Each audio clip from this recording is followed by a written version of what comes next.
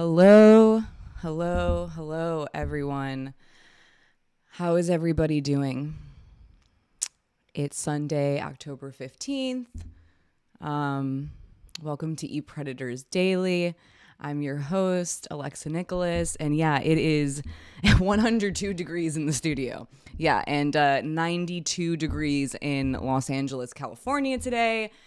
Not really giving us the spooky vibe season, to be quite honest with you. Hi, everybody. How is everyone doing? Thank you so much for joining this live. Usually Sundays are for members only, but due to the certain circumstances, I thought it was important to open this up to everybody so that we can begin a fundraiser for the Palestinian children during this very, very, very horrific, sad time. And so that's the reason why I opened it up today. But I still want to ask, how is everyone feeling? How is everyone doing?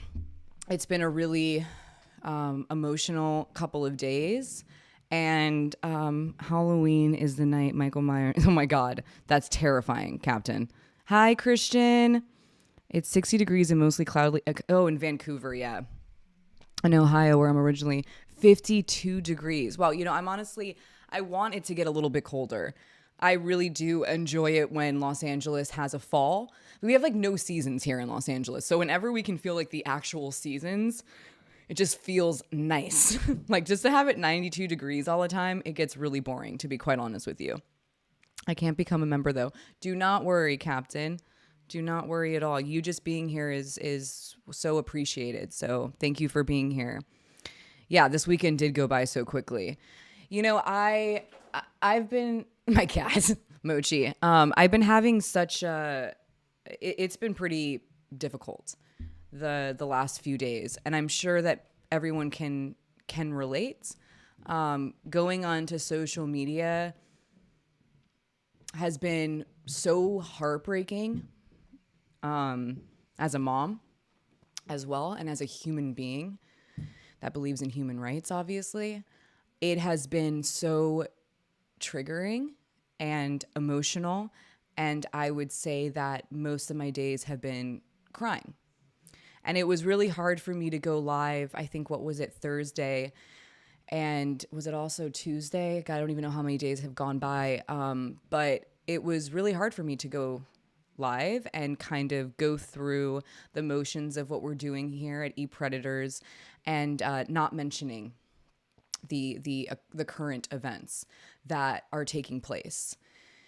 And for me as a survivor, my husband is Jewish, my kids are Jewish, and it was still extremely hard as a survivor to talk about the current events, especially what happened to those innocent Israeli lives and people at that music festival. As a survivor, it was very triggering. And I was seeing so much arguments in the comment sections of people just treating each other so horribly during a time that it just didn't feel right to see how people were treating one another. It was really triggering as a survivor. And the last time I felt that, and I think that's kind of where I got triggered, was during the JDNAH trial, when there was just so much disagreement and nobody was understanding how to converse about their disagreements while respecting one another. And instead, it was so much hate. There were people telling people who was a real survivor and who wasn't. And it was so triggering. I mean, I got, DEATH threats during that time for speaking my opinion. And I had to get off of social media for about, I think it was a month and a half, because of how triggering it was. And just to see this much disagreement again being handled so poorly, in my opinion, not being able to to have conversations while treating each other with respect. And it's like, okay, you know, we can be traumatized right now, and we can be extremely triggered. But I do think it's very important for us to not create a war with our words during this time, especially knowing what the war that is taking place and how many innocent lives are being brutally taken from this world.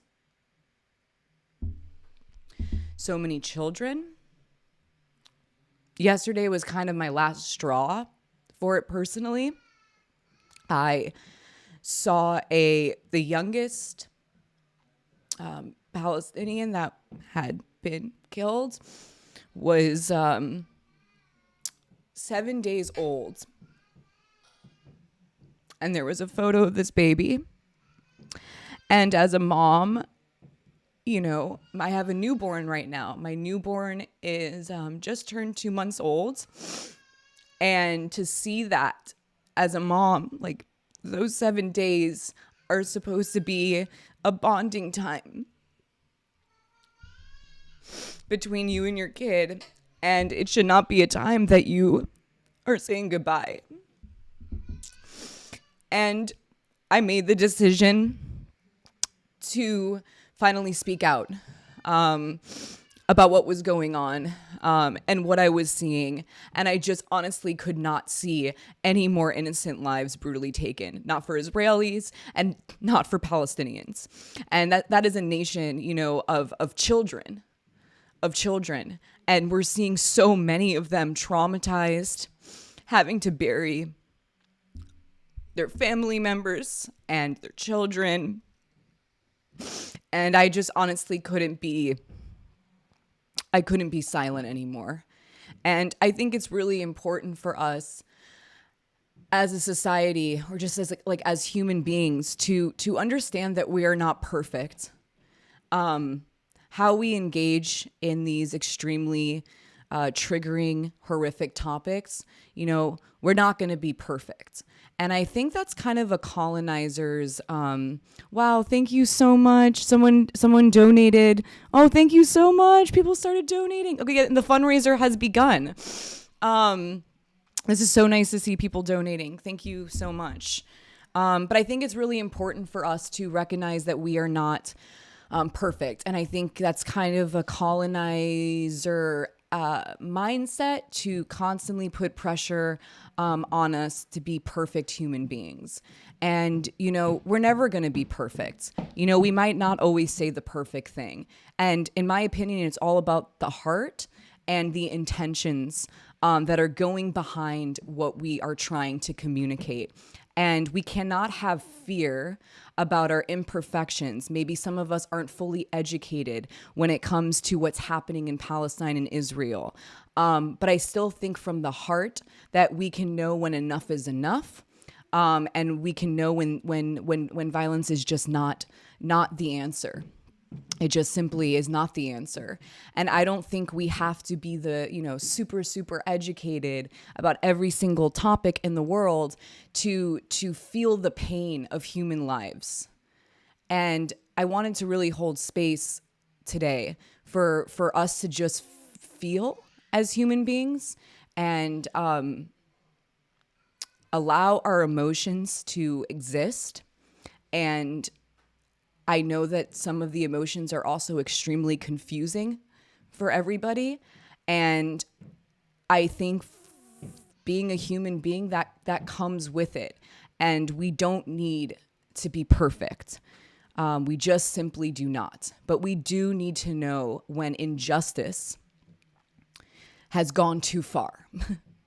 And as an American citizen, I am aware that my tax dollars went towards that 7-day-old's death. And my country is complicit beyond, just straight up backing this. And the guilt isn't even just what I'm feeling. It's just the pain of feeling like I can't do anything.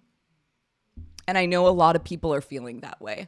I know a lot of people are like, what can I do? I don't know what I can do. I don't know what I can say. I don't want to upset anybody. And I think that's natural. Especially if you have a kind heart, you don't want to say something that upsets anybody.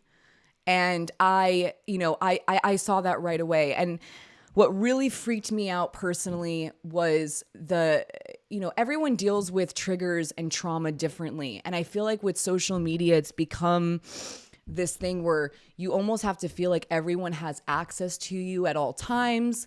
And if you're not saying something, then you're not, standing with it or against it or whatever. But I feel like we saw a lot of that during BLM, where there was a lot of performative allies that, once it became trending, or it became, which is so disturbing to even say that, but once it became like, if you're not talking about this, right, then you're a bad person. Then you saw all of these people, doing the black square, et cetera. And once that kind of drifted into the past of our memory, I really saw people kind of just go back to their day to day. No one was reading the books that they said they were ordering on Amazon. And, I saw a lot of people doing performative allyship. And I think that part is extremely problematic.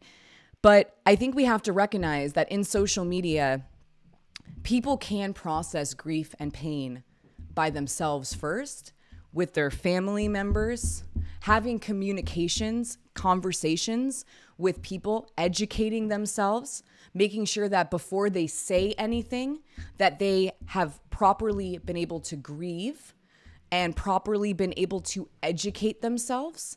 And especially PTSD individuals. Like, I suffer from PTSD, and we cannot force trauma survivors to right away engage into conversations that maybe might make them feel unsafe. And I think we have to hold grace for the process of each and every person's way of responding, engaging, and, you understand what I'm saying. But what I really saw was that I got told that I was a fraud, that I was a survivor fraud, because I did not, speak out the first day when this was happening. And it was so triggering, and it really reminded me of JDAH scenario, where all of a sudden we're dividing. And right now we cannot afford to divide, like, at all. We cannot divide as a people. We cannot, because there are predators in the world that literally benefit from our constant division and us constantly being cruel to one another. And I can't stand with that. Even if somebody is maybe not agreeing with something that I hold very true to my heart, I would never dehumanize them, and I would never pull away my respect for human life. And I think it is very, very important for us as human beings to make sure that when we are in very triggering scenarios, oh, thank you so much, more donations. Thank you so much. When we are in heightened, horrific events, and we're witnessing them from afar. And let me just tell you, virtually experiencing what we are experiencing. This is kind of like almost like the first time in history, it feels like, that we are collectively just watching this happen on our phones. And even virtually, it is so traumatizing to see kid after kid taken from this planet brutally, and innocent lives. It is heartbreaking. It is beyond heartbreaking. And I think we can all recognize and acknowledge that this is traumatic. This is horrific to witness, and to give ourselves the time and space to grieve how we choose to grieve, and with who first, who we want to have conversations with, who we decide to listen to. I think listening is very important. I know that a lot of fellow, like celebrities just are jumping on, saying things right away. And I think that's like, where the privilege comes in. Like, we need to understand that we need to listen to. Sometimes it's not just about us right away having to tell every single fucking person what we're thinking, because like I said, we are not perfect.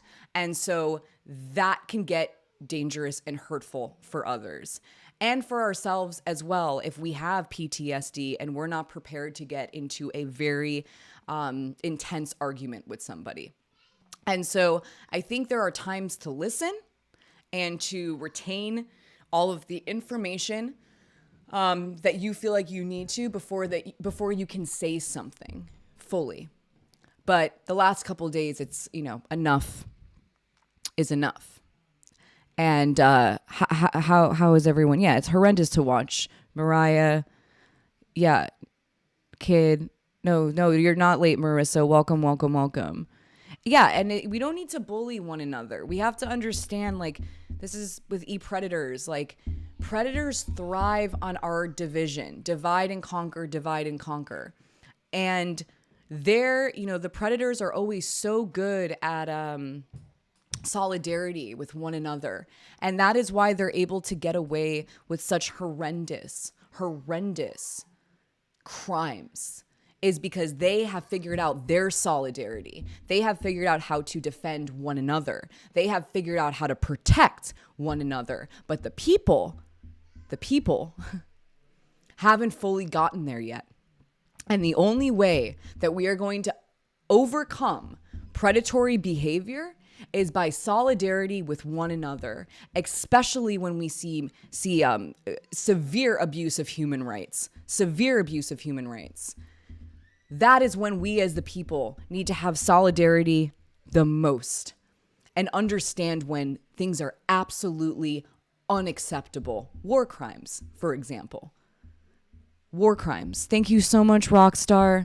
Thank you so much. And so we need to get organized, guys.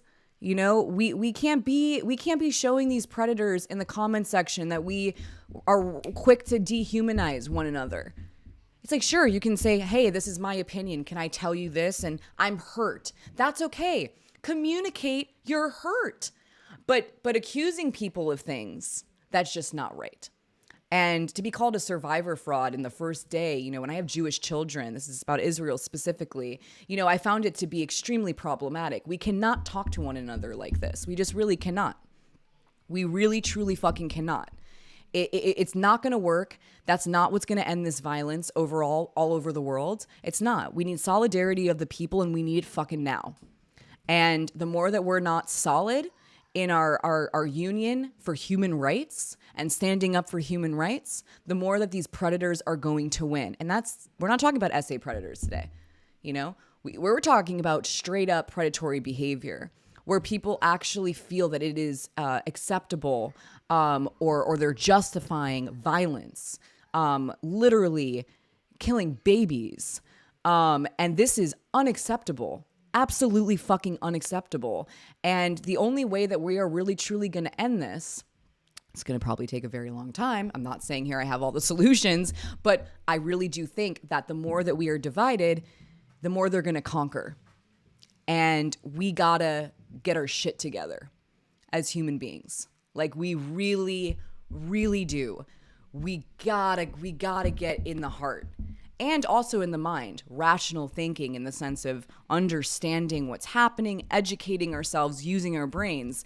But we also have to get in here.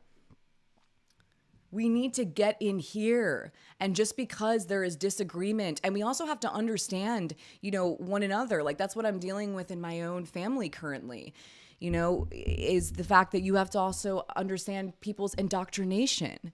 And instead of, not that that's an excuse ever, not that it's ever an excuse, but we have to get to a point where we're understanding another human being. And it's not necessarily about empathy, But there is sympathy involved. And if you don't want to say there's sympathy involved, then we have to understand the strongness of human compassion and how crucial compassion is during times like this.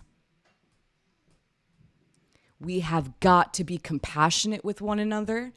We have to be strong with one another, and we have to get active with one another. We got to actually actions, and actions do speak louder than words, but there's stages and steps to how we get involved, and we have to allow each person the grace and just the human dignity to get there, right? Because we're not going to solve these problems yelling at each other. The world doesn't need any more violence. We don't need any more violent communication either. We can totally tell another human being what we want to say without having to degrade them and without having to dehumanize them. And I just hate to see it. I don't want to see it anymore in social media. I do not want to see survivors fighting with one another because of this. This is time for solidarity. This is time for grieving. This is time for us getting our shit together and knowing where we stand and where we don't. And, and that's why I'm here today. I was like, okay, I'm not going to do this perfectly, but I'm going to do it because the guilt that was starting to hang over me, not saying anything, became more powerful than my fear. And, there is a genocide happening right now, and the whole world's watching this. And we're witnessing this. And America, if you're in America, our country is backing this extreme, horrific violence. And people Israelis are innocent lives are being taken. And then we got Palestinians, children. This is awful. And we need to stand up and we need to do something. We need to do something. And the last thing I want anyone to be doing, though, is dehumanizing one another. Because, also, like, what a privilege that we're able to just argue online. I can't believe it. That we're arguing online with one another while people are literally dying. And we're not even realizing the privilege of being cruel to one another online in your safe homes. Why? We don't need to divide. We need solidarity. And we need to be on the right side of history this time. And this is about no innocent lives being violently taken from this planet. And that's just where I stand personally. And I'm hoping that people here understand what I'm saying. I'm not perfect. I'm not necessarily always going to say the perfect thing, but I want to be able to still be treated like a human being, and you do too. Like I believe that everyone deserves to just be treated with dignity, with human dignity. And so thank you all for being here today. God, that's just like, it's been a hard few days processing all of this. And I'm just so happy to see you guys here. How is everyone here? What's going on in here? Thank you for being unbiased in this situation. Yeah, Drake. No problem. Mariah, shedding real fucking tears. Yeah, we need to do better and be better. We really do. We really do. It's just not the time to divide. It's not, and this is what happens all the time, and then these fucking predators win, man. They win. Power-hungry individuals abusing their power win. So let's just get into a little bit of what we're donating to today. This is really, really important. It's time, even if it's $1, $2, guys. It's time for giving medical aid to these children. And so I'm gonna pull it up. Here it is, PCRF, Palestine Children's Relief Fund.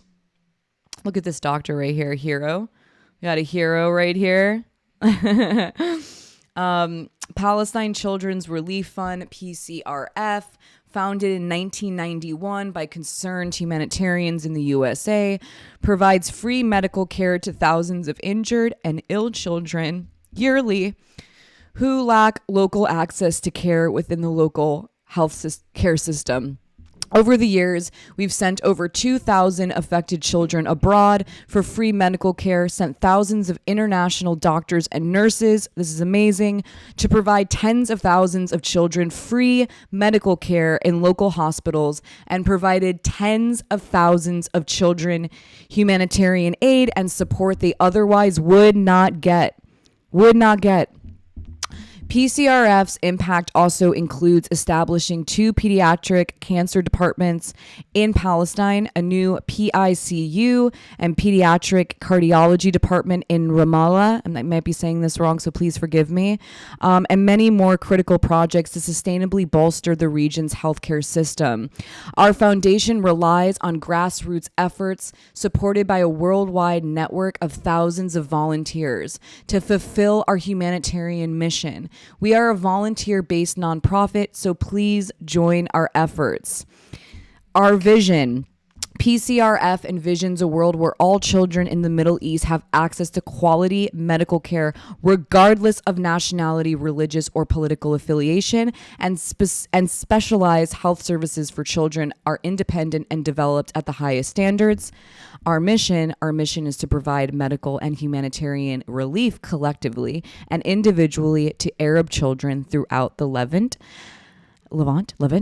regardless of their nationality, politics, or religion. Thank you so much, Adam. Thank you so much, Marissa. Thank you so much. This is really important. This is where we put our words into actions, right? This is where we actually step out of, what we're going to say here, and get into action. Okay. So everyone doing this today, just thank you. And, I'm also going to be donating. And so this is just wonderful to do this together, because this is what solidarity is all about. And look what we can do when we come together, and actually do something about it. So moving on, we're going to get into what's going on in Palestine and Israel. I found, first of all, this magazine is truly incredible. Does anyone know about this magazine, by the way? Yeah, even $1 Kid. Thank you so much. Thank you so much. This is so wonderful to see. So this website, by the way, so cool. It's called Jacobin. I don't know if anyone's heard of it, but it's so sick. I just recently found out about it through a friend, Jay. I wonder if Jay is in the chat right now or watching. But Jay showed my husband and I this magazine, and it honestly is pretty incredible. And so I wanted to read this current, I think this article came out today. I'm pretty sure. Miko, did it come out today? Yeah, these poor children are suffering. Yeah, Jacobin. Okay, so Christian knows. Christian, you know? And we can take action on this and make a difference in the world. Yes, we can. But we do need to make sure that we're checking ourselves whenever we're dehumanizing one another. It's not going to work. It's just definitely not going to work. Okay, so ending Israeli apartheid is the only path to peace. Look at this rubble. By Ronan Burtonshaw. The crucial context for the violence in Israel and Palestine is that the world's longest occupation turned into a formal... this is, when I'm thinking about what's currently happening right now, it's surprising to me how many of us have no idea what has been happening there for so long. That to me is one of the scariest aspects to our current conversation around this, is that we are so many people have no idea or had no idea and are just trying to catch up. And, that's all done on purpose, right? We know how the media works. We know how capitalism works. Like, we know this. We are very much aware throughout history how it functions, propaganda, etc. And the fact that so many of us don't know enough about this should speak volumes to all of us. It should let us know that there is something very hidden here that someone doesn't maybe want people to know about. And it really is our job and our duty to educate ourselves before we're hopping in a chat, for example, to fight with one another. It's like, let's just educate ourselves. It's okay to get emotional about these topics, but make sure that we're not using violent communication. That's it. Let's kind of blame the education system for failing. Yeah, right. Oh my God, our education in the U.S. I learned most historical facts after being in school, like legit after being in school. I had to educate myself, which is horrible. It's absolutely horrific that we have to educate ourselves. Like, I mean, it's good to educate yourself, but I just couldn't believe how much I did not know. Absolutely wild. With not even the pretense of a process towards a Palestinian state. To achieve lasting peace, Israeli apartheid must end. Things couldn't stay as they were, and so they didn't. After almost a year of escalation, which was largely ignored by the international media despite nearly daily death tolls, Israel and the Palestinian territories have erupted into a brutal and devastating war. Oh, I'm not even there. The political backdrop to this war was stark. After more than 50 years of pretense that the Palestinians would be permitted to have a state on the 1967 borders, the world's longest occupation has turned into a formal process of annexation. And that's what we're witnessing. I mean, that's legit what we're witnessing right now. That shift was barely remarked upon by many of those now covering the violence. But it is nonetheless the single most important factor to understanding the war. It marked thank you so much, Josh. It marked a historic turning point, which has been recognized by every faction in Israeli and Palestinian politics. Without context, there can be no progress. I really agree with this. Without context, there can be no progress. And that's why it's super important for us to educate ourselves. Super important for us to get informed and understand what's going on here. That context doesn't justify the killing of civilians at festivals or families in their homes. Nothing can do that. Nothing justifies that. But context does remind us that every atrocity, every death, and every act of vengeance has both power and history behind it. Those who treat the recent violence as if it has appeared from a void will offer nothing to the pursuit of peace. I'm going to read that one more time. Those who treat the recent violence as if it has appeared from a void will offer nothing to the pursuit of peace. After many years of attempting to achieve statehood through nonviolent legal and political means, the mainstream Palestinian movement has reached the end of a road. The world is now seeing the consequences of that reality. As Israeli newspaper Haaretz, I'm going to say this wrong probably, forgive me, wrote in its editorial, the prime minister failed to identify the dangers he was consciously leading Israel into when establishing a government of annexation and dispossession, while embracing a foreign policy that openly ignored the rights and existence of Palestinians. That is a charitable perspective. Benjamin, and his government must have been aware that this was one of the likely outcomes of their policies. As a result of those policies between the River Jordan and the Mediterranean Sea today, there is only one state. It governs two peoples who live by different rules, Jews who enjoy the highest standards of human, civil, and economic rights, even when these conflicts with international law, and Palestinians who cannot claim equal citizenship in any part of their historic homeland and instead live under varying degrees of oppression. In Gaza, this has meant a 16-year blockade that controls almost every aspect of what enters and leaves the territory, resulting in regular shortages of essentials from electricity to water to medicine, food, and building materials. 2 million people live in the Strip. Almost half are children. Half. More than half live in poverty. And they have now been subjected to 6 wars since the blockade began. In the occupied territories of the West Bank and East Jerusalem, Palestinians are divided into 224 ghettos, denied the rights to travel or associate freely by hundreds of roadblocks and military checkpoints, subject to arbitrary and prolonged detention.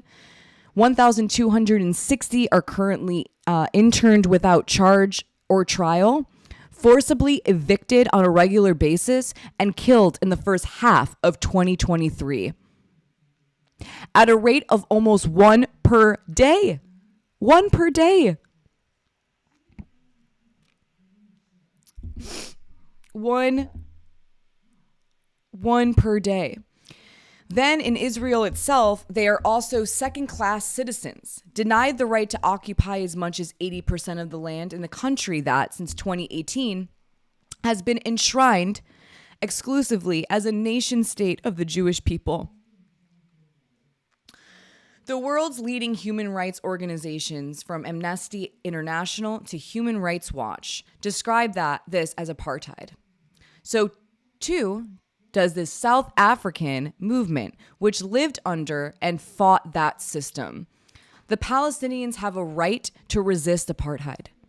They have the right to resist. Those who are appalled by violence must contend with the indisputable fact that every legal and political route to such resistance has been systematically closed off by the Israeli government. 30 years ago in the Oslo Accords, the mainstream of the Palestinian movement committed itself to nonviolence in pursuit of statehood. It recognized the state of Israel and even signed an agreement that acknowledged temporary Israeli control over a majority of the West Bank. What was the result? In the years since, the number of Israeli settlers in the West Bank has quadrupled, all but ruling out the prospect of a Palestinian state on the internationally recognized 1967 borders. The failure of the Oslo process was followed by the second intifada. Is that how I say that? I always get it wrong. But once it ended, the prospect of a nonviolent solution was again on the table. In 2005, Palestinian civil society launched the boycott, divestment, and sanctions (BDS) movement, which aimed to exert international pressure on Israel to end its occupation. And in response, Israel made such boycotts illegal, threatened targeted civil eliminations against the movement's leaders, harassed its activists, and launched an international campaign to criminalize the tactic. I mean,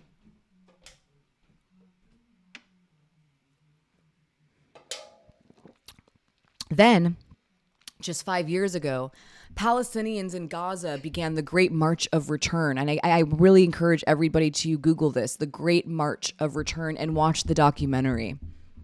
Really incredible documentary and very important to watch. It's called The Great March of Return. A mass protest against the blockade and wider occupation, Israel responded by shooting dead more than 200 protesters and injuring over 9,000 as they approached the fence that kept them penned in what is widely described as the world's largest open-air prison. What is the sum total of progress achieved by these nonviolent initiatives? What has been gained by decades of the mainstream Palestinian movement committing itself to political and legal means to challenge apartheid and occupation? What result has appealing to the conscience of the international community, the authority of international law, or the sympathy of human rights organization delivered for the Palestinians? Violence against Palestinians continued unabated. From 2008 until this latest war, United Nations statistics show that Palestinians accounted for 95% of deaths and 96% of injuries arising from what is erroneously described as a conflict. The term conflict implies some degree of symmetry, but for years, only one side has been dying en masse, losing its historic homeland and subject to widespread immiseration. There is simply no comparison.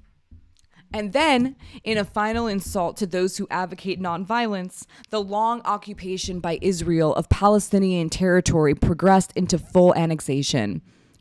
It began with Prime Minister Benjamin ruling Likud party formally endorsing parts of the West Bank in 2017, which in turn became a key pillar of the party's 2019 election campaigns. And in 2020, this plan became government policy. And in 2022, Israel elected a far-right government committed to the Jewish people's exclusive right over the entire land of Israel.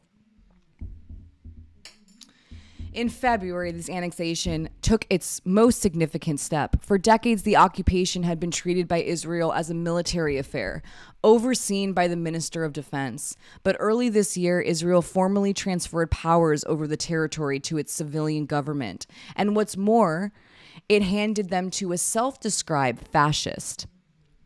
As Foreign Policy wrote, the move effectively anointed de facto government of the West Bank. None of this takes away from the tragedy of recent days, nor does it simply the morality of effects of political violence. It can't justify the killing of Israeli civilians by Palestinians, which in turn has led to a further killing of civilians in Gaza and beyond by the Israeli government. The deliberate targeting of civilians, wherever it takes place, is an abhorrent crime. I mean, we can just agree on that, right? Like that's, to me, it's like, okay, we can, yes, I'm sure this is, we can say complex. And I think each person has a different definition for complex, in my opinion. But really, at the same time, I can understand what's happening here. And the Palestinian people have been living in an environment that is unacceptable. It to me, it is a human rights violation. It is disturbing to see what their day-to-day, I've read and I've seen videos of their day-to-day there. And it's unjust. It sends shivers down my spine to see the conditions in which Palestinians are honestly forced to live under. Educating other people who don't know for sure. They should be ashamed of themselves. I mean, here's the thing. Like, we know in America, how the Israeli people are having protests. And they have been having protests for years and years up against their current government. And the media is not showing that.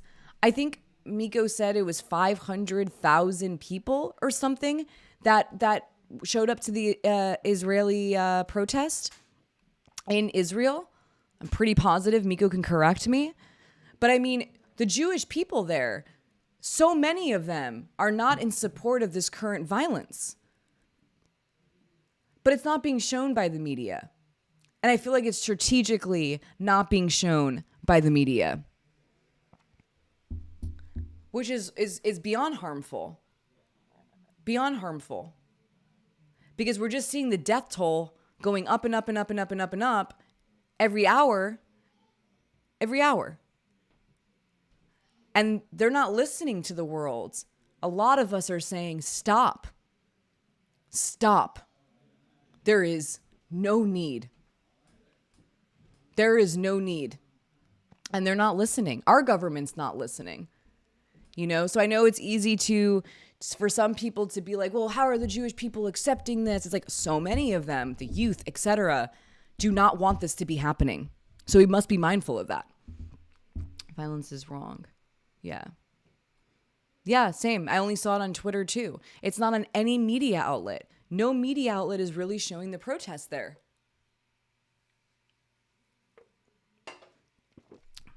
It's disturbing. Actually, wait. Let me pull it up. I think I have it right here. Here we go. Look at this, you guys. Check this out. Can this play? Can you show me this? Here we go. Look at this. Look at this. 500,000 people. Bibi is a murderer. That's what the people behind me are chanting. Bibi is a murderer. So high here. The people are blaming Prime Minister Benjamin Netanyahu for getting into this mess, for thinking about... So see, they're blaming the Prime Minister, which honestly, you know, that is the person to blame. I mean, we're reading this article. We're starting to understand what's happening here. I mean, come on. It doesn't take that much to kind of put two and two together. It really doesn't take that much to put two and two together. Own political situation for the past number of years, and not about protecting the citizens of the south of this country, not about increasing security, and not thinking about dealing with Hamas in any other way than just allowing them to exist and then, you know, bombing them every once in a while. Oh, he just bombing them every once in a while so casually. There has been no strategic plan. It's been keeping a status quo that is untenable. That's what these people have been complaining about. Yeah, so there they are, 500,000 people, you guys. I mean, that's a huge protest. That's a huge, huge protest. And instead, the media is not showing us that. They're not showing us that on purpose. And I honestly think it's to continue to divide and conquer the people and to make this situation almost untouchable for people to converse about. If we see any conversation putting more fear in us, if we feel more fear than to speak on something, to me, that's usually a red flag. And usually that means, you know, a predator is nearby or instigating this type of situation, you know? And we have to remember predators like to isolate. And isolation, a form of that is dividing. So if we can get everybody feeling up in arms against one another, you know, then it's going to be easy to, you know, prey on them. It's going to be easy to control the narrative. It's going to be easy to control how people respond to it. And it's extremely dangerous. And it is a predator tactic. It's like predator number one rule book is divide and conquer. It's an isolation tactic. And I'm seeing it here in America that we're doing it. We're allowing it to happen. We're allowing these conversations to be too scary to talk about with one another. And because of that, we're silencing one another and we're not allowing the conversation to be had. This is a sickening situation we are witnessing. Yeah, it's beyond. And this will go down and this is history. This is his story, right? This is history. And it's just so sad that, you know, we say we would never let a genocide ever happen, you know, et cetera, et cetera. And we're witnessing this now, and you just see people not knowing how to say no more. And this is also the first time, honestly, we're like watching this on our phones. Like we're legit watching it on our phones. This hasn't really happened before. We can just sit there and see what's actually happening, right? And thank God to so many journalists who, by the way, have been, honestly, being purposefully sniped by the other side. Tons of journalists, brave journalists that are trying to show what's happening there. And rest in power, they are getting sniped. And no one's really talking about that either. And thank God for them, though, because we are able to see what's happening and how many lives are being taken brutally taken. Brutally taken. So moving on through this, I do want to show maybe a little bit of, well, this is actually kind of, let's watch this. Let's watch this.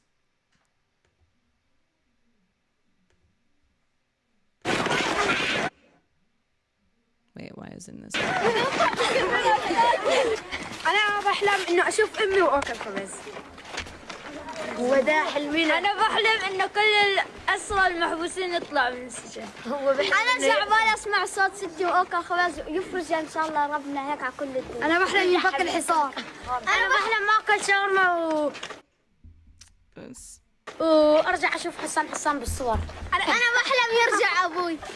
أنا بحلم آكل سندويشة كلاوي. أنا بحلم آكل شاورما. أنا بحلم آكل سكر. أنا بحلم إنه يرجع أبوي مثل ما كان. أنا بحلم إنه يرجع المخيم مثل ما كان. أنا بحلم يفتح الطريق. أنا بحلم أفتح الطريق معلش. أنت حلمت قبل شوي كنت عم تحلم إنك عم تاكل سكر. أنا بحلم إنه يرجع أخوي يعيش. عن جد بحلم إنه أخوي يرجع يعيش. قاعد ما مشتاق له.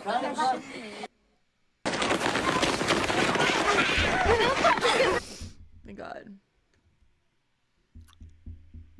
Just kids. Just like legit children. And the things they're dreaming for, they shouldn't have to be dreaming for them. It should be a reality for them and not just a dream. To see their brother alive again. I mean, this is just so heartbreaking. If anyone's not feeling this, you know, it's like, how can you not feel this pain? Those kids are so brave and strong, yeah.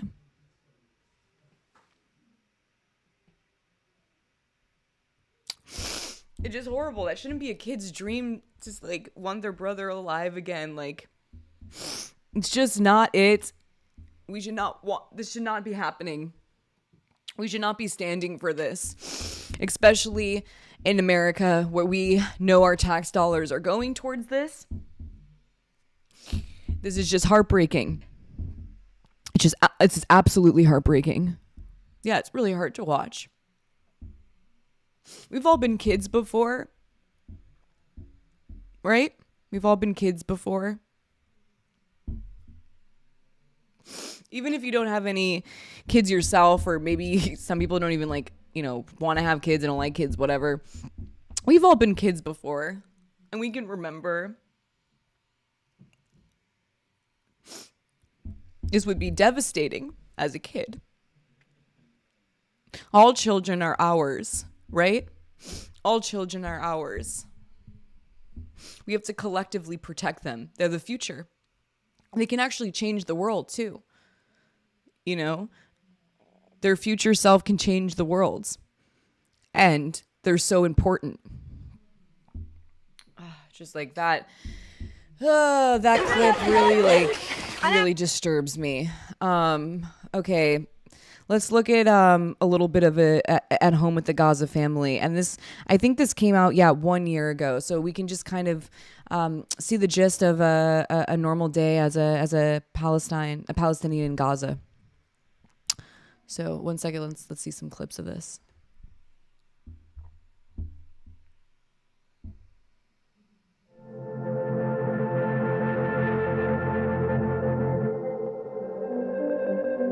مرحبا، اهلا وسهلا فيكم يا احلى متابعين، كيفكم؟ ورجعنا لكم فيديو جديد. بس فيديو اليوم راح يكون عرض مشترياتنا للعيد. استني 1 2 3. كيف قوايا؟ صرت كمان طاقن زي الأرنب زي البسة. Man, this is hard to watch. هاي سارة طبعا. لفة شوفي سارة وجهي من الشنطة شوف. الله الله. طيب هيلي بسم الله عليك. أشوف. I mean, these children are legit, like, being murdered right now. Like, I can't even. God, I don't know why I'm like having such a hard time.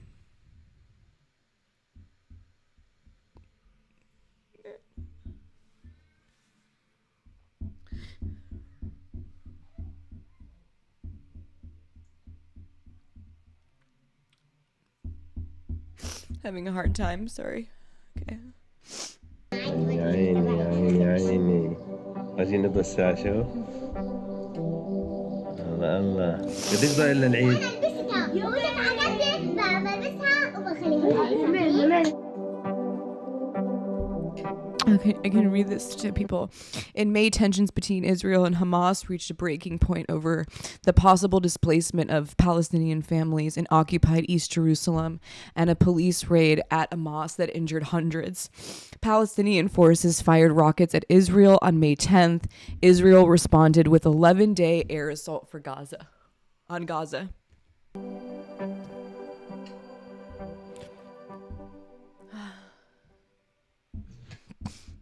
When it comes to video God. creation, And then of course there's every an ad. detail matters. I need to get premium, you guys. That's what I just learned right now. عيني مشخص. كيف كتير؟ وديك يا بابا.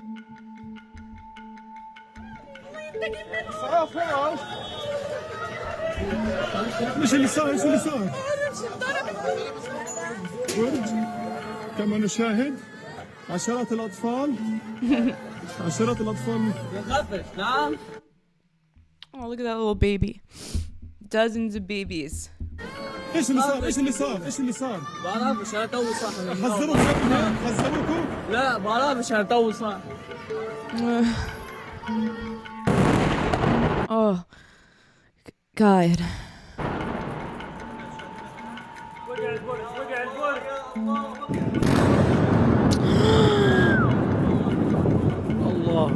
This was a year ago. This isn't even footage, you guys. This isn't even footage from what's happening right now. This is a year ago. A year ago.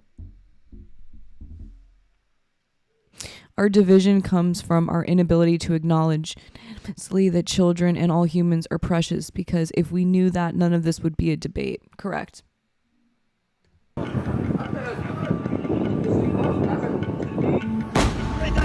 الآن استهدافات جديدة الآن. This is horrible. This is a year ago. الآن استهدافات. It's horrible. استهدافات جديدة. الحالة هنا مأساوية للغاية. Catastrophic.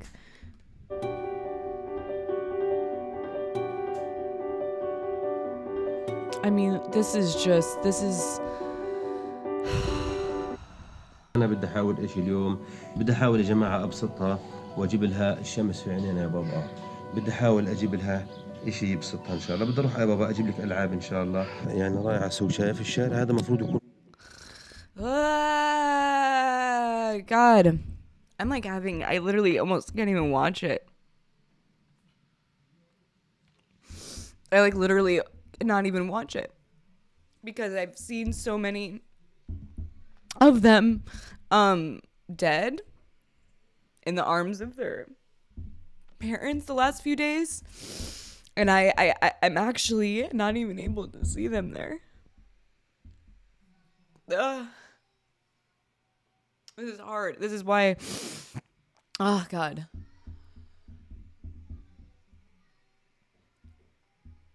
Children. These are children. And that's what we're donating today. So like every little bit matters. And so like to see them like this right now, when like on my phone, I've just seen them constantly wounded or dead, with moms grieving and dads screaming, and hard to watch. ملان سيارات وملان ناس لأنه أجواء عيد، لكن مع التصعيد ومع الوضع إنه خطير ما فيش حدا بيطلع. إحنا وصلنا قلب الشمال السوق. هذا الناس موجودة في السوق وطبعا مش خايفة. وهي حلويات العيد. والله حط لي كيلو من. These markets are wild, actually. What is this, another? Oh, is this happening again? Okay, so this is just another one. So this is a year ago, and this is the conditions they're living in. These are the conditions they're living in. Just happening regularly. I mean, I wouldn't even be able to go out fucking side. I wouldn't even be able to go outside if this happened once. If this happened once, I would just be terrified. I wouldn't even feel safe inside. They don't feel safe inside. Oh, wow. $100. Thank you so much. That was so nice. That was so nice. Thank you. These children don't even feel safe in their homes. They don't feel safe in their homes, and then they don't feel safe outside. I mean, I'm traumatized watching this virtually. This is why this is so important for us to really speak out against this, educate ourselves, and encourage us to have the conversations. Instead of silencing one another, it is so much more important for us to hold space to discuss this than to silence one another. You know, where is the humanity? Where is it? How can you even look at this and this is a year ago. I mean, is this happening? It's like, this is just not a way to live.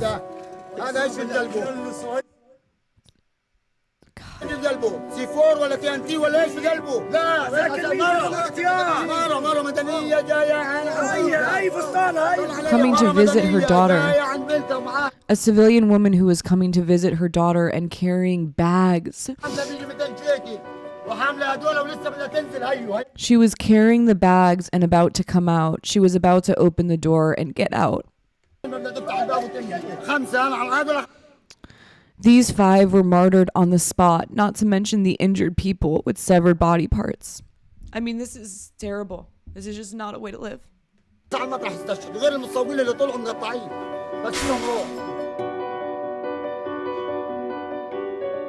طبعا يا جماعة أنا وصلت البيت وهني جبت لهالة وسارة الأغراض وجيني هلا جبت الليل. هلا هدول ألعاب بسيطة بس عشان أنت ما تخافيش. طيب يلا هلا شاطرة هلا.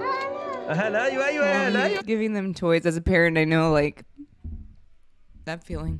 هلا فازت إيه هاي تنتين هلا. تنتين يلا نشوف مين كمان يلا. صار لسه واحدة يمكن لسه. إيش مالي؟ هلا في صوت طيارة تخافيش ها. That's a warplane sound. Don't be scared, keep playing. He's having to tell her that's a warplane sound. Don't be scared, keep playing. خفيش. Oh my god. Oh my god. Shay, thank you so much. This is horrible what I'm just watching right now. تعال خلاص يا سارة خلاص يا بابا خلاص. لا حول ولا قوة إلا بالله. يلا. خلاص. This is fucking awful.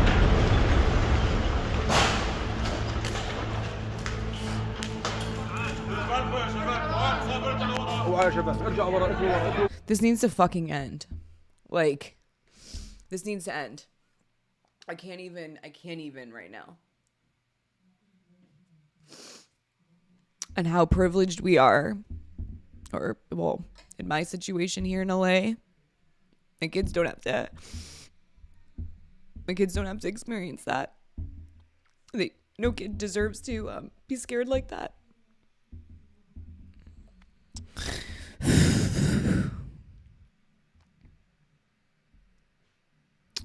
This is just, I mean, I want to go protest. I'm hoping that there's a protest in the next few days so that I can actually get out there. But I had to wait for my mom to come in town because we have 2 kids. And I need her to watch. I need her to watch both of them. But I want to get out. Oh, thank you so much, whoever donated anonymous $20. This is horrible for these children, man. I literally can't stop weeping. And I don't know, like, I'm a mom. I get it, but like, even just as a human being, like, I can't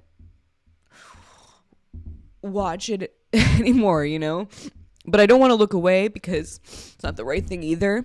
And so you're just forced to look at the cruelty of human beings and what they're capable of doing to one another, when this is not the way. This is not the way. Yeah, it helps the grief too. Let's actually, I know there's a few, I wanted to actually look that up because there's a few, wait, where is it actually? I wanted to, it's like, this is just, okay, I wanted to look at, the protest that was happening in, let's see. There were even many Jews that were there in solidarity of Free Palestine. But I think it's thousands. So thousands of pro-resistance within our lifetime. Here, let's check it out.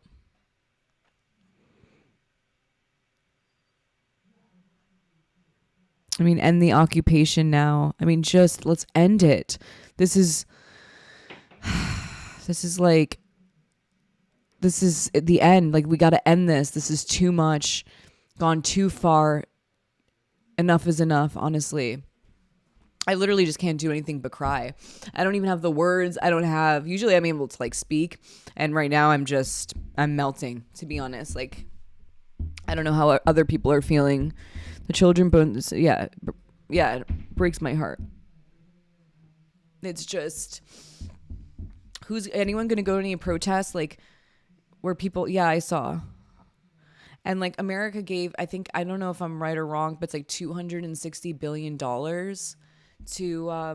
Israel. I don't know if it's like over the course of whatever, but $260 billion. And, you know, we all know that Palestine doesn't have like any international really support at all. They have nothing. And they're being like obliterated and not forgotten, but they're being obliterated, and they don't have the backing, you know, in the same way that Israel does. And you just really see the media outlets that are controlling the narrative are just really only giving, all the attention to Israel. And now with social media, we are able to see what's going on in Palestine as well on our phones. And it's honestly so heartbreaking and horrific to even witness it, but it's so important for us to know, right?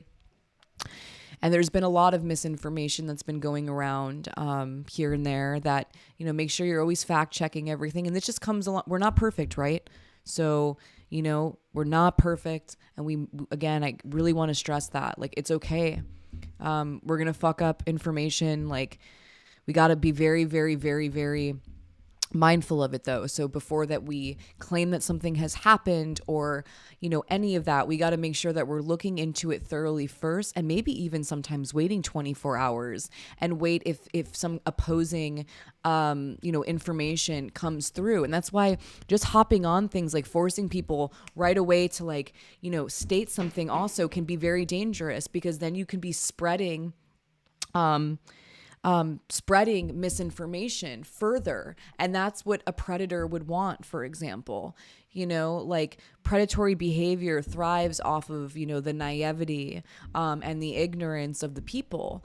And so if people are like, oh my God, this is horrific, it triggers them, and then they right away share it, which happens all the time with social media, that can be extremely dangerous. And we have to be very careful of what information we're just right away spreading. And it's okay to take 24 hours and take a deep breath and think about it, grieve, etc., and then act on it when you feel like you've gotten enough information. We need to slow it down too, because I saw a lot of different misinformation things getting spread really quickly, and then all of a sudden a day later or whatever, a couple days later, the president's like, oh, I didn't see that, or, lie to our faces, basically. Like, the president legit lied to us. I'm sorry.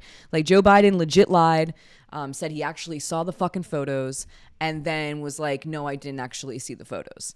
And so when we got a president lying to us, we got to be making sure at least we take the time to do our, educate ourselves, inform ourselves, etc. Thank you so much for the next donation. Thank you so, so much. I lost my brother, and seeing that boy want his brother back. Yeah. I have the privilege to be safe and sound with the rest of my family. It's so unfair. They deserve better. I agree. Stephen, I agree.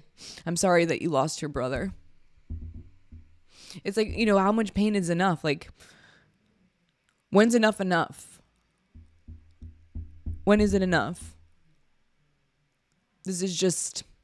It's actually honestly getting despicable. It's absolutely, it's just horrendous. It's honestly horrendous to witness this. Let's see, oh yeah, in the coming days, I do want to read this, by the way. This is very, we got to be very mindful of this. In the coming days, Israel will accelerate efforts. Well, I can't even read. Efforts to erase Palestine by flattening large parts of Gaza. It will do so with one of the most powerful militaries the world has ever seen. It will do so as a policy with its defense minister describing Palestinians as fucking human animals. Called them human animals. Human animals. And army spokespeople saying our focus is on creating damage, not on precision. That's disgusting. And it will do so with the complicity of the West, whose governments fly its flags on their official buildings. It will do this in the name of eliminating Hamas. But Hamas, whose atrocities deserve bitter condemnation, is a product of alienation, desperation, and dispossession. The movement is seen by millions of Palestinians as part of a resistance to exactly the kind of indiscriminate destruction Israel is now unleashing upon defenseless population. If Israel truly wanted to wipe Hamas off the face of the earth, as its defense minister says, it would deal with the conditions that created them. But of course, it has no intention of doing that. When you restore context to the situation in Palestine, it becomes clear that the only path to peace is the end of an apartheid system. And yet anyone who makes that case can expect to be roundly demonized in the coming days and weeks. The established consensus is that the normality that prevailed until just a few days ago must be restored, even if it is abundantly clear that such normality has led us precisely to today's disaster. I can share this in the Reddit for those who maybe want to share this to somebody to read if they're maybe having some disagreements or someone wants to read more. I can add this article into the Reddit because I feel like it's a very concise, informative article that is also not too complicated to read. It's pretty straightforward and factual. Yeah, ordered a ban on food, water, resources to Gaza, and no access to food, water, resources. Like, what the fuck is this? That guy's a predator. I'm gonna straight up say it. The prime minister, getting red flags of it. Straight up predator, and the world is watching this predator who has so many enablers behind him. Helping him commit actual war crimes, attempting genocide, ethnic cleansing, right? This guy is fucking disgusting, in my opinion. I'm sorry, I cannot like this guy. And the Israeli people seem to not like him too much either. And they're mad at him for what he's doing to Israel and Palestine and the Palestinian people and the Israeli people. This man is a danger. This man is horrific. This is like literal evil. Who calls human beings animals? And it's like, technically, yeah, we are all animals, but like, who the fuck actually says that?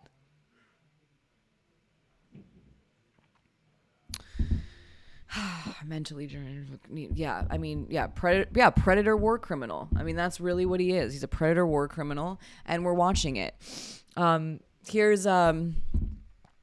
Here's something that I really wanted to play here. Where is it? Oh, here she is. Okay, so it was at 7 minutes, Minko, or do I want to just start from the beginning? Maybe I'll just start from the beginning. Let's watch this. Let's watch this. אני בת 19, מקיבוץ בארי.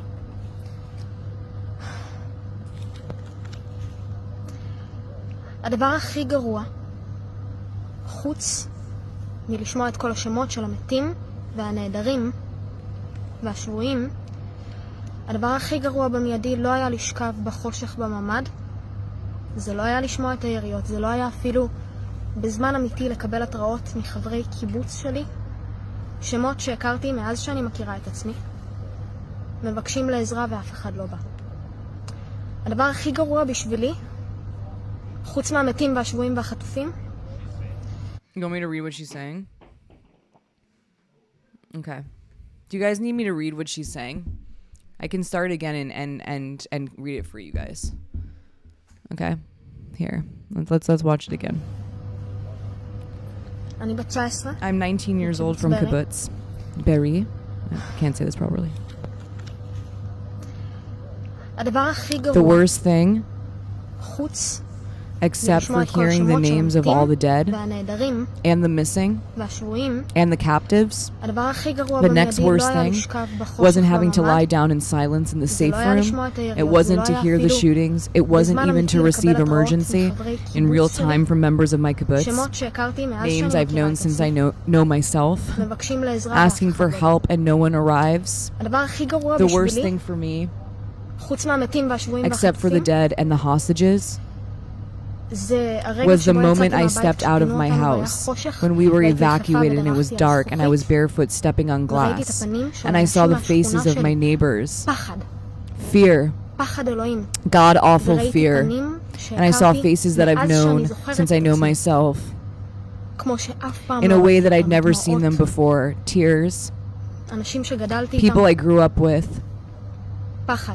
fear. וזה להסתובב פה, And it also, while walking רק around הגעתי here, לים I just made it to the hotel in the Dead זה Sea. להסתובב פה במקום It's הזה ולראות walking את around הפנים here של and חברי seeing the הקיבוץ members שלי of my מנסים kibbutz trying להצליח לקום to בבוקר, get up להחזיק in the מעמד, morning, לחייך trying to מדי keep פעם. it together, to smile once in a while. כל אחד והדרך שלו. Each of them struggling. וזה לאסוף את עצמי And it's to כל collect myself בוקר. every morning. וזה לא הרבה בקרים, And it's אבל not כל just the בוקר זאת mornings, הייתה but every משימה morning מאוד it's an מאוד extremely קשה hard task לאסוף את עצמי. to collect myself. מה שקרה לנו היה What it happened מזעזע, to us was shocking. אבל יש משהו שמאוד But חשוב there לי is something להגיד. important that I want to say. מה שקרה לנו לא What היה happened to us חדש, was not new, פשוט גרוע יותר. just worse than before. מפקירים אותנו We've שנים. been abandoned for שנים. years. אל תגידו כיפת ברזל, זה Iron פלסטר. Dome defense אל תגידו system, חיילים. that's a band-aid. זה פלסטר. Soldiers, they're a זה פלסטר. band-aid. בן אדם A גוסס, person אתם is מביאים לו dying, you're פלסטר. bringing them a band-aid? Shame, בושה. shame. ושנים אנחנו We've מדברים been על זה. talking about it שנים. for years. מפקירים אותנו. They're abandoning us. וכאן זה מגיע. That's זה where לא it היה comes חדש, from. רק It גרוע wasn't יותר. new, just worse. וזה לא הדבר היחיד שהוא And לא it's not חדש, only אלא the רק thing that גרוע isn't יותר new, but just worse במלחמה הזאת. in this war. ואני מנסה למצוא את And המילים, I'm trying to כי find the בכנות קצת קשה words למצוא because אותם עם honestly כל it's a bit hard to הכעס find them והאבל with all of the שיש anger and בתוכי grief כרגע. I'm holding inside. איך אני אמורה How am I לקום supposed to get up in the בבוקר, morning? אזרחי ישראל, Citizens of פוליטיקאים, Israel, politicians, תושבי ישראל, residents of חו"ל, Israel לא אכפת לי מי overseas. שומע, I don't care תקשיבו לי who's טוב. listening, but listen to me carefully. איך אני אמורה How לקום am I בבוקר supposed to get up in the morning ולדעת שארבע and know that וחצי 4.5 קילומטרים kilometers from kibbutz, מקיבוץ בארי, Be'eri, בעזה, they're in יש אנשים Gaza. שזה לא נגמר There בשבילם. are people for whom this isn't over. בשבילי זה נגמר אחרי For me, it 12 was שעות, over כי היה after לאן 12 להוציא hours אותי. because there was some place to בים take me המלח. to. I'm at the Dead Sea. מי שמדבר על נקמה, Those of you who תתביישו. talk about revenge, shame on you. יש הרבה כאב, זה נכון. There's tremendous אני, pain, that's true. אחרי Me, כל מה after שעברתי, everything I went through, כל כך הרבה כוחות I אני lose מאבדת so בכל much of פעם my שאני שומעת את strength המילה every time נקמה. I hear the word revenge.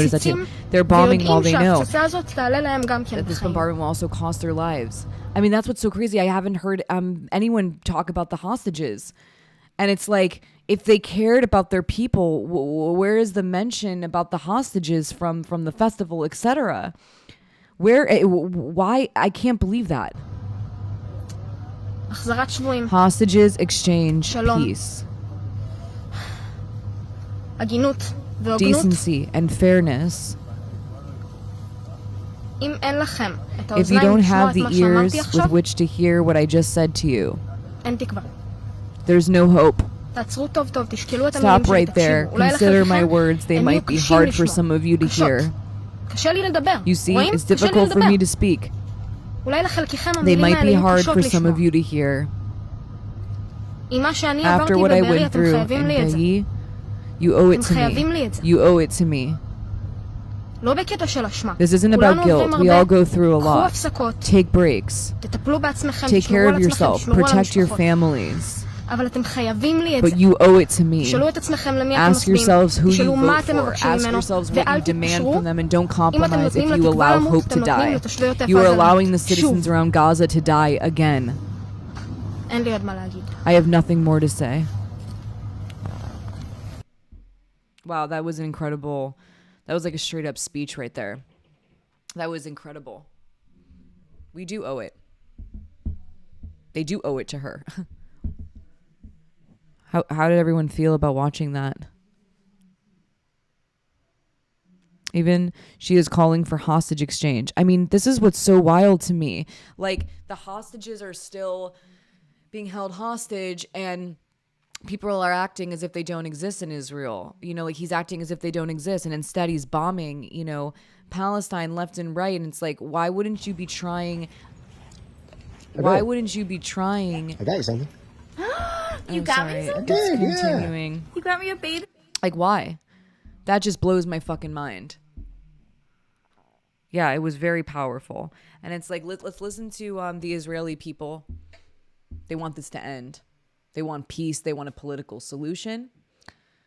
A lot of them obviously do not want the killing of these innocent lives in Palestine. And we need to take this seriously and not be silencing one another about it. Yeah, I stopped it. You're just delayed. Yeah, something was rolling up after the last video. But we need to take this really seriously. And maybe get into the streets if you can. Donate where you can. Try to really avoid violent communication with one another. Forcing people to say something publicly sometimes is not the best way to even get them there. Sometimes they need somebody to talk to. And to explain maybe things to them gently, with compassion and human dignity. And I think we're going to get a lot more done educating ourselves and others if we avoid violent communication. And if we can show the world that we're able to be passionate about these things, and maybe passionate while we're encouraging someone to speak up about these atrocities, these horrific war crimes that are happening. But it's important for us to treat each other with human dignity, compassion, never dehumanize one another. And we owe it to her. What she just said there is so fucking true. And she wants peace. When you've been in a situation like that, I'm sure all you fucking want is peace. And shame on us if we can't bring peace to the table when we're talking to one another about this. Shame on us. Peace should be all that we want when we are engaging in conversations with one another. Never violent communication. Passion and compassion. Yes. But never dehumanizing one another. And so, you know, that's really how I feel right now. I can't even say much, you guys. Like, today is just, I can't watch those things and not just feel straight up emotion. Just can't do it. Even lost at word. Like, I can't even speak. It's absolutely fucking horrific. Governments can be such, yeah, they are straight up predators, and we need to check them. We got to make sure they're not getting enabled. We got to make sure that we're not enabling them. And I think that's the most important thing also, is that, you know, we're enabling them. We got to be careful how we're enabling them, and what we're allowing and who we're voting in. And like she said, what are our values? And are we seeing them reflected outside of us? Are we seeing them reflected in our governments? Because it's important, and we do actually hold the power to change this world, but we have to take it a lot more seriously. We have to really understand solidarity, and we have to understand who the fuck we're voting for and who we're putting into positions of power. And if we're on this continual cycle of just hate and pain, you know, like, yeah, I'm freaking exhausted. Yeah. Genevieve. Yeah, they do need to change their ways. Yeah, it's like, so that's where I'm at. I think we've all just, I wanted it to be a safe space to kind of just grieve and no one being cruel to one another. And let's really make sure that we're encouraging each other to have the conversations that need to be had without silencing others or threatening them. I heard a lot of people say that they're losing sponsorships and followers, etc., for posting Free Palestine. And I think that's very despicable. It's like, yeah, I understand that this whole thing is triggering for everybody involved, but it's really not the time for us to divide. So if we can just leave this stream encouraging one another to stand very strong and stay very strong in our solidarity and our humanity, admit our wrongs when they happen, obviously, understand that we're not perfect and we're never going to be perfect, but we can try and we can have better intentions today than we had tomorrow. Be human. And that's where I'm at right now. Thank you for being here and holding space for me as well to talk about this and donating to the children of Palestine. Maybe I'll end up doing one more of these next week if obviously this is continuing to happen. So maybe this won't be the last one, but it means a lot for all of you to be here. And that's really all I can say right now. And eat predators. Eat fucking predators. Like, I have to just feel like that's all I feel like right now is just that mantra kind of over and over in my head, because this is the fault of predators. What we're witnessing right now is the fault of predators, and this is predators throughout fucking history, man. And they're preying on fucking everyone, every one of us. And we have to stand very strong in our solidarity at these times, every day. It's going to be an everyday mission. I'm happy to see you here. Thank you guys. Have a great night. Please take care of yourself. Drink water. Like, I haven't even been able to eat, but like, have a meal, have a bath maybe, and be grateful for the privileges and the blessings that you currently have. And maybe hold someone close, a family member, a best friend. And yeah. So have a good night, everybody. I'll see you on Tuesday. Tuesday, we'll be back to Predators Daily. And thank you all for being here. And free Palestine.